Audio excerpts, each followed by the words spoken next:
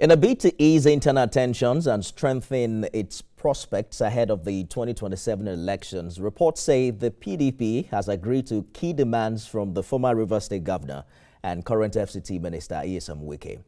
These include zoning the presidential ticket to the south, confirming Senator Anyanwu as National Secretary, and upholding rotational arrangements in the south-south and southeast. Moves, we understand, these moves are seen as part of a delicate effort to keep the party from tearing apart.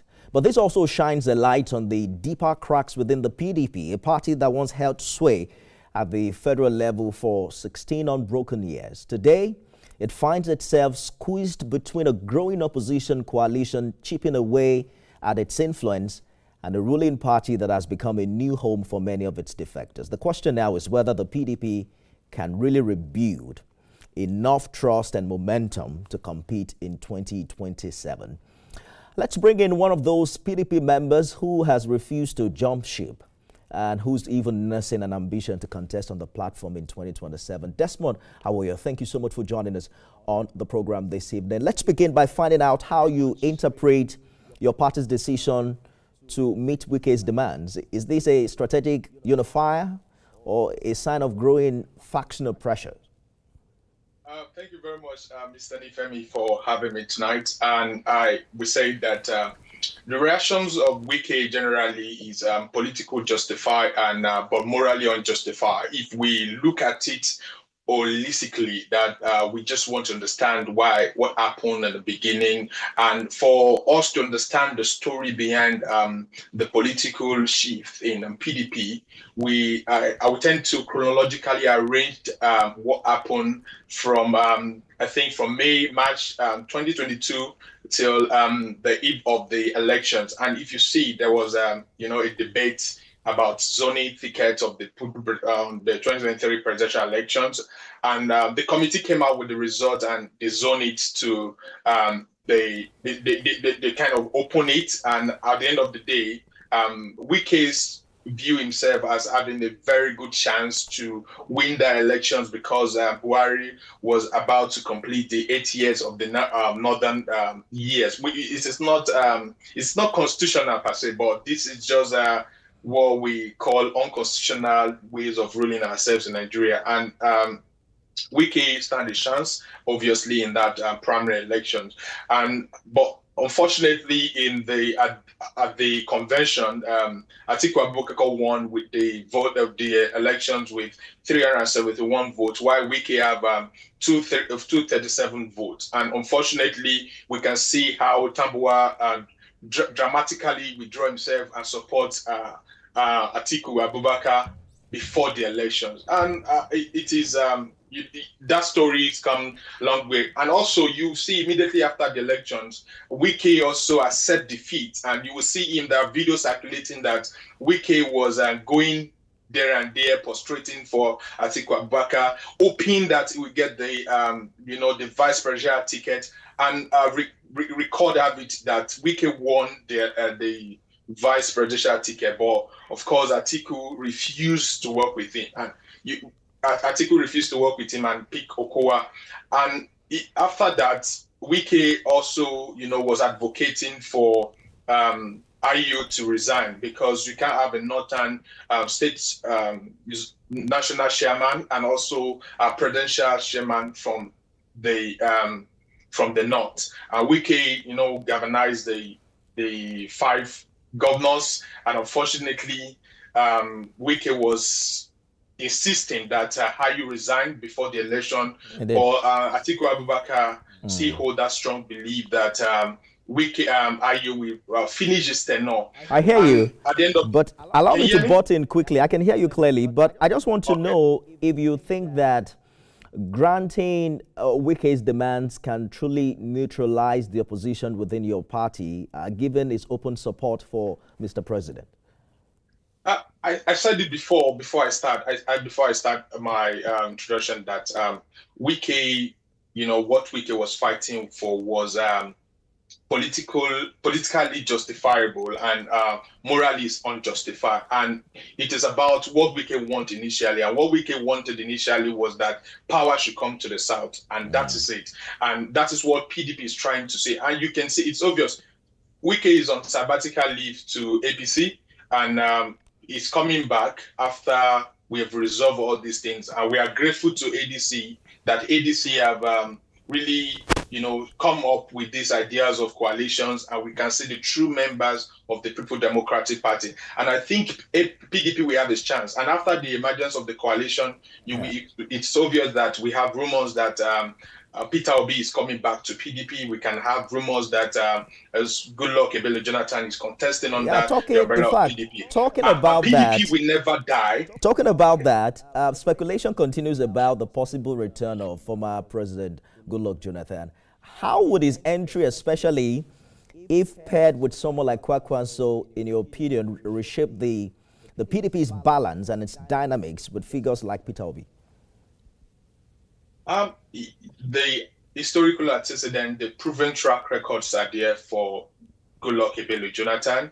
And of course, if we place the historical account of APC and historical account of PDP, people will rush without a second thought to PDP regime because we have the proven record and we have done beyond reasonable doubt. And it is going back to Israel rather than going back to Egypt. So it is easy to pick Goodluck Ebele Jonathan. And of course, a lot of people are praising Goodluck Ebele Jonathan now, and it's obvious. So putting that aside, having Goodluck Ebele Jonathan and having someone like Kwankwaso, it's a good plus for us. And it is beyond, it is a lie that some people are saying PDP is dying. We can see that after the coalition that PDP is reviving and PDP is coming back to limelight, and PDP is now in the political discourse of Nigeria 2027. I like your optimism because it doesn't look like that on national newspaper. Let's go to Ondo, where because a lot of they are sabotaging the PDP. PDP is closer to the people in the grassroots, and the people that are leaving PDP are just the handlers. The core members, the structure of the party remain intact and untouched. And we are very, very optimistic about 2027, and it is very certain that PDP is going to have it anyway. No governors have defected to ADC, and governors in governors who are left PDP are coming back, and we are taking the 2027 election so serious. I haven't heard of any governor who has come back though, but I can remember Akwa Ibom and Delta who have left the PDP for the APC. But I'd like us to quickly touch on what's happening in Ondo because they left under duress. Yeah. How do you mean? Yes. Obviously, we know how were they forced to join the APC? Leaders with kleptomania fingers are afraid to not be prosecuted, and they don't want to go under the law. And it is very obvious the reason why they left. I don't want to go into that, but you see they left, and you can see on their face on that day that they were carrying the APC flag. They were not happy. It is sadness. It is obvious that I have never heard it like this before. But we have just 3 more minutes, right? And I want us to touch on what's happening in Ondo, because that's where you now have an ambition to run in 2027. Interesting things happening in that place too, because we are hearing that prominent PDP figures like Jegede and Ajayi are on their way to the ADC. As we speak now, the governor, in the last election, won practically all the 26 local government areas. The House of Assembly has just about 3 or 4 PDP members. I'm wondering why you are choosing to run on this platform. What's your hope, for a PDP in Ondo State, given the current reality? Okay, thank you very much. These are rumors that Agbolaja is leaving or Jegede is leaving. These are committed PDP members. I'm not sure they are leaving. And looking at what is happening in Ondo State currently is experiencing.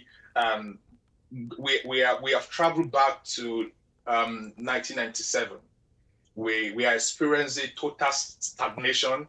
We are experiencing it's as if there is no government, because Aiyedatiwa is not in his ambition to run third terms, which have never happened, which I think is not happened, and there's an deadlock between the APC governor and the APC chairman, the state chairman, which is Ditimeni. And obviously running for a PDP. PDP is like it's like the shelter. It's like it's umbrellas. It covers everybody. And the historical antecedent of the party. I'm running because of the historical antecedent of the party. And currently in Owose, my own constituency, we don't have a representative. And when I mean we don't have a representative is that I have never seen a picture of our representative moving a motion. He has spent, I think, 6 years in the House of Representatives. I stand to be a bridge. It is disconnected with the people. Imagine a motion was moved for creation of a state, and our House of Representative member was not aware of the motion that was, and thanks to the king, the Olowo for who has take up the leadership responsibility on the political failure that he actually we are writing a lot of things to go against that creation of a state. So it is obvious that we don't have a proper representative in Owose. And as young, vibrant as I am, I'm presenting myself not because of my political ambition, but to close the gap and to have a proper representation. It's a long time to 2027, so we have a lot of time to discuss this and also get some reaction from those who have called out, especially the state governor who you said is about a second term or a third term abuse. So we cannot independently confirm that now because it's not come public with it. But it's a good place to leave it. It's public. Mr. Desmond Awoyo. Okay. Member of PDP. The governor is busy doing his ambitions, neglecting his primary assignments. We have completely run out of time, but we're going to continue this conversation some other day. Thank you so much for talking to us. Thank you for having me, and God bless you. That's our show today, everyone. Remember, you can watch it again at midnight and 6 a.m. tomorrow. I am Nifemi Oguntoye.